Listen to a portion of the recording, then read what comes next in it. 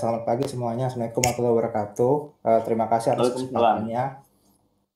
Jadi udah dijelasin tadi sedikit CV saya. Jadi saya dokter umum dan kebetulan dokter di Telhealth AI diminta oleh Pak Okta.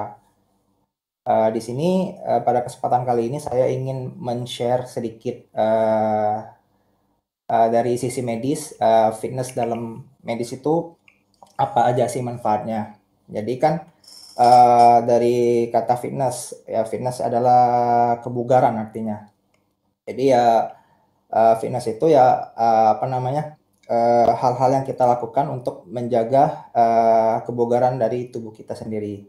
Jadi tujuannya biasanya orang fitness itu ingin 4 hal nih. Yang pertama sehat pastinya. Yang kedua mendapatkan bentuk tubuh yang ideal. Yang ketiga untuk menjaga stamina dan meningkatkan stamina.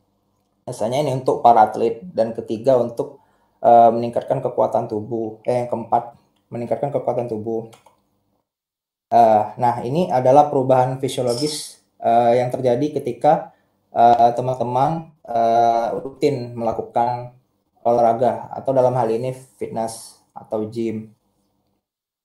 Nah, yang pertama dari organ tubuh yang paling vital yaitu jantung. Jadi ketika seseorang itu sering melakukan aktivitas fisik, olahraga, terutama gym, jadi jantungnya akan bertambah besar dan kuat sehingga daya tampungnya besar dan denyutannya kuat juga. Jadi kedua hal ini akan meningkatkan efisiensi kerja jantung. Dalam hal ini di mana jantung pada orang yang contoh atlet kayak gitu itu berdetaknya lebih lambat daripada orang yang jarang olahraga kayak gitu. Makanya nggak heran suka atlet-atlet kayak gitu jantungnya cuman 60 kali per menit atau 50 kali per menit gitu. Beda sama orang yang normal. Biasanya kan 70 sampai 80 kali per menit. Yang kedua, itu pembuluh darah di mana ketika orang itu sering melakukan aktivitas fisik, dia akan elastisitas dari pembuluh darahnya akan bertambah sehingga timbunan lemak dan kontraksi otot dinding pembuluh darahnya itu akan elastis gitu. Jadi nggak mudah kaku. Jadi ketika orang yang udah usia lanjut tua kayak gitu, jadi kan itu kan elastisitas dari pembuluh darahnya itu akan berkurang gitu. Jadi akan dia kaku gitu. Jadi kan tekanan darahnya lebih cepat tinggi kayak gitu kan. Ibaratkan kayak gini, pipa nih diameternya kan udah ini, udah fix kayak gitu kan. Dia nggak bisa meler lagi. Nah, ketika pada orang yang udah sering melakukan aktivitas fisik, dia mudah itu melarnya kayak gitu. Jadi diameternya bisa bertambah kayak gitu. Jadi kan otomatis efeknya untuk terjadinya hipertensi juga akan berkurang. Selain itu, pembuluh-pembuluh darah kecil atau kapiler itu akan juga bersih dan akan mengurangi risiko terjadinya penyakit jantung koroner. Nah, ini dari paru-paru. Yang pertama itu sama elastisitas paru akan bertambah sehingga kemampuan berkembang kempis juga akan bertambah sehingga jumlah alveoli yang terbuka atau aktif akan bertambah juga dengan olahraga yang teratur. Jadi kedua hal ini akan meningkatkan kapasitas dari penampungan dan penyaluran oksigen ke seluruh tubuh.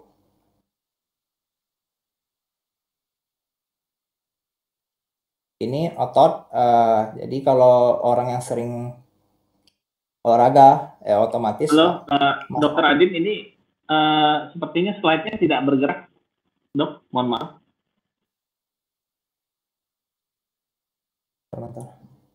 Sampai tadi terakhir sampai tidak bergerak, otot tidak bergerak. Udah bergerak belum? Nah ini, ya. Udah. Oke, ya sampai sini Dok. Boleh di full screen kan, Dok? Full screen, bentar. Iya yang itu Dok, benar tadi. Ini, Nah, udah full screen. Oh, di kita nggak kelihatan nih sepertinya. Mungkin nggak di full screen kan saja dok, seperti ini saja mungkin bisa. Oke. Okay. Ini udah full screen belum? Tidak muncul sepertinya. Atau tidak perlu di full screen mungkin dok. Jadi kita ngelihatnya seperti ini. Atau boleh dibantu di zoom dok? Nah, iya, sudah cukup mungkin. Oke. Okay. Jadi tidak perlu di full screen, mungkin seperti itu dok. Oke, baik. Jadi dari tadi terakhir otot ya. Jadi kan ketika orang itu sering olahraga, aktivitas fisik, jadi kan otomatis kekuatan dan kelunturan daya otot itu akan juga bertambah gitu. Dan juga akan meningkatkan penyediaan energi di otot tersebut. Yang terakhir itu tulang. Jadi ketika orang itu sering olahraga, jadi akan ada aktivitas enzim dan hormon. Nah, penting pada perempuan ketika dia udah menopause, ada satu hormon yaitu estrogen. Jadi di mana estrogen ini penting untuk dalam hal remodeling tulang. Jadi di sini ada proses namanya osteoblast sama osteoklas. Jadi tugasnya osteoklas ini, jadi remodeling tulang itu ketika kita melakukan aktivitas fisik, jadi proses remodeling tulang ini akan aktif. Jadi ini osteoklas akan mengeruk jaringan tulang tersebut dan menggantikannya dengan yang baru, yaitu namanya osteoblast. Nah, jadi ketika pada perempuan yang udah menopause,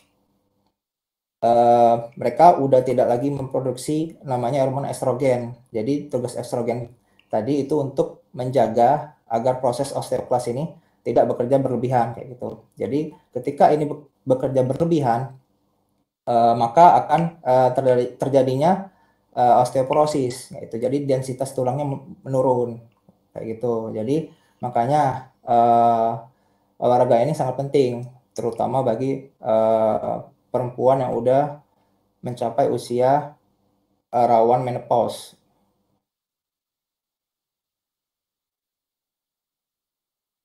Nah, ini manfaatnya. Pertama ya pastinya dengan berkurangnya berat badan, otot yang semakin terbentuk, dan lemak yang tubuh yang semakin terkikis, maka akan membuat kita lebih confidence, percaya diri. Yang kedua itu bisa memelihara kesehatan mental. Kenapa demikian? Ya, karena ketika kita melakukan aktivitas fisik, olahraga kayak gitu, maka tubuh akan mengeluarkan hormon serotonin. Jadi tugas dari hormon serotonin ini pertama itu untuk mengatur mood kita, terus mengatur daya ingat juga, sehingga dengan sedemikian banyaknya fungsi dari serotonin ini, maka untuk bisa mengurangi untuk terjadinya stres. Yang ketiga itu mengurangi risiko penyakit. Tadi udah saya jelasin juga banyak hal yang bisa dicegah ketika kita melakukan aktivitas fisik secara rutin. Ini salah satu contohnya penyakit-penyakit yang bisa kita cegah. Yang pertama itu kanker, diabetes mellitus atau DM, demensia, osteoartritis, dan penyakit jantung koroner.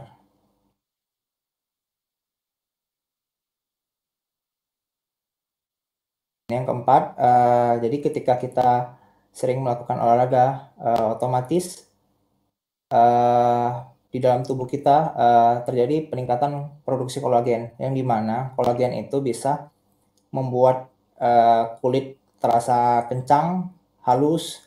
Ini untuk membuat lebih awet muda. Jadi makanya orang bilang sering-sering olahraga untuk buat awet muda itu benar, karena itu tadi produksi kolagennya meningkat. Yang terakhir ini adalah detoksifikasi. Jadi adalah proses untuk pengeluaran racun dari dalam tubuh secara alami. Jadi pada saat kita melakukan aktivitas fisik, otomatis tubuh itu akan otomatis mendetok diri sendiri kayak gitu. Jadi kayak alamiah. Jadi bisa pengeluarannya bisa dari keringat. Tiap orang olahraga kan keringat banyak gitu kan. Itu kan adalah satu contoh proses detoksifikasi, itu pengeluaran sisa-sisa metabolisme yang tidak berguna bagi tubuh kita. Mungkin itu saja presentasi pagi ini. Jika teman-teman ada yang ingin bertanya, dipersilakan.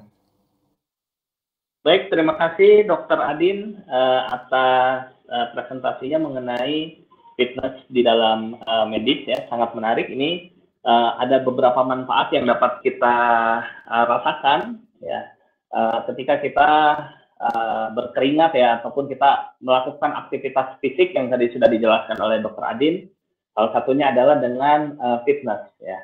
Nah, jadi ini sambil menunggu pertanyaan, silakan Bapak Ibu jika ada pertanyaan, saya coba memulai pertanyaan. Ini di teman-teman di YouTube juga cukup banyak. Ya, mungkin seperti ini Dr. Adin. Kira-kira ada tips dan trik kapan waktu terbaik untuk melakukan aktivitas fisik seperti fitness, kemudian dan porsinya kira-kira berapa dok yang terbaik buat kita? Maksudnya misalnya sehari berapa kali agar tidak kekurangan ataupun kelebihan seperti itu dok. Baik, terima kasih atas pertanyaannya. Jadi kalau untuk porsi fitness dianjurkan gitu, kalau menurut jurnal yang saya baca, biasanya kalau untuk olahraga kayak misalnya jogging atau misalnya treadmill itu 15 menit sampai 30 menit udah cukup. Terus tergantung sih kalau misalnya emang mau ngejar. Ini kan ada ini, ada beberapa orang emang yang jor-joran mau bentuk fisik atau bentuk massa otot, atau emang cuman mau sehat doang kayak gitu kan. Jadi tergantung dari kebutuhan masing-masing. Tapi kalau emang untuk porsinya sehari 15 sampai 30 menit udah cukup. Jadi kan kalau untuk orang yang emang ngejar kurus, ya tergantung tadi, tergantung dari itu ada namanya BMR, basal metabolic rate. Jadi kan itu fungsinya itu untuk menghitung jumlah kalori kita per hari kayak gitu kan. Jadi kalau ada namanya itu defisit kalori. Jadi kalau kita butuhnya sekian, misalnya 1.700 per hari, tetapi makannya juga lebih dari 1.700, ya otomatis ya percuma kayak gitu kan. Itu nggak ada apa namanya defisit kalori kayak gitu. Jadi misalnya kita butuh 1.700, ya kita kalau emang mau maksimal kurang dari angka sekian kayak gitu. Jadi tergantung dari ini sih apa kebutuhan masing-masing kayak gitu. Tapi kalau misalnya emang olahraga per harinya 15 sampai 30 menit udah cukup kayak gitu. Oke. Oke, terima kasih Dokter Adin atas penjelasannya. Jadi 15 sampai 30 menit per hari sudah cukup. Jadi mungkin kita bisa ke gym itu mungkin rutin, namun mungkin waktunya kita persingkat ya, seperti itu mungkin Dokter Adin ya. Ya, tergantung dari kebutuhan tadi. Ada kebutuhan yang, ya. Ya, ada yang emang mau bangun massa otot, atau emang cuman mau ngejar sehat doang kayak gitu. Oh ya, oke. Tapi kita memang harus setiap hari dianjurkan untuk berolahraga fisik ya, Dokter Adin ya. Oke, mungkin satu lagi ini pertanyaan terakhir, Dok. Ini ada apa namanya titipan pertanyaan dari teman-teman komunitas. Ini kan selama COVID-19 ini apa namanya mungkin kita banyak di rumah ya. Nah, kira-kira tipsnya apa saja Dok kalau kita ingin pergi ke gym ya, atau kita ingin fitness agar badan kita tetap sehat dan juga kita bisa pergi ke tempat fitness seperti itu Dok. Ini pertanyaannya maksudnya kiat-kiat biar Kiat-kiat mencegah COVID-19 seperti itu. Oh ya. Iya, mencegah. Sama seperti apa namanya aktivitas lainnya bukan cuma untuk nge-gym doang kayak gitu. Pastikan kita harus ngikutin protokol kesehatan. Apalagi kan sekarang kan udah era new normal kayak gitu kan. Orang malah udah adain masker kayak gitu, udah nggak physical distancing lagi kayak gitu. Dan juga ada beberapa tempat fasilitas umum yang nggak sesuai gitu. Contoh misalnya kayak kafe kayak gitu. Nah, atau tempat-tempat umum lainnya. Yang perlu kita garis bawahi di sini sama seperti sebelumnya, kita ya pastinya yang pertama ya pakai masker kayak gitu. Karena apa ya? Tadi COVID menularkannya melalui droplet kayak gitu kan. Terus yang kedua, setiap melakukan aktivitas dan selesai melakukan aktivitas ada baiknya kita mencuci tangan. Kalau di tempat gym mungkin udah diterapkan juga ya protokol kesehatannya. Jadi kan dijarakin 1 meter minimal untuk physical distancing. Yang keempat ya ada baiknya sih bawa handuk sendiri atau bawa botol minum sendiri. Jangan memakai fasilitas yang disediain sama gym tersebut gitu untuk mencegah doang kayak gitu. Sebenarnya sih pastinya dari gym tersebut udah juga apa namanya hygiene-nya udah tinggi ya, tapi kan ada baiknya kayak gitu. Lebih baik kita memakai barang-barang kita sendiri kayak gitu seperti handuk atau air minum. Terus yang kelima biasanya kalau udah selesai gym pengen mandi kan lebih baik langsung pulang ke rumah atau ganti baju doang langsung pulang ke rumah gitu untuk meminimalisir ya terjadinya kontak. Kita kan nggak tahu nih orang-orang di sana emang udah apa namanya udah bersih dari COVID atau enggak. Soalnya kan kita kan ada namanya istilah OTG, orang tanpa gejala kan, itu yang paling bahaya sih. Kita nggak tahu tuh yang OTG ini emang apa namanya emang udah ada atau enggak di gym tersebut kayak gitu. Terus apa lagi ya?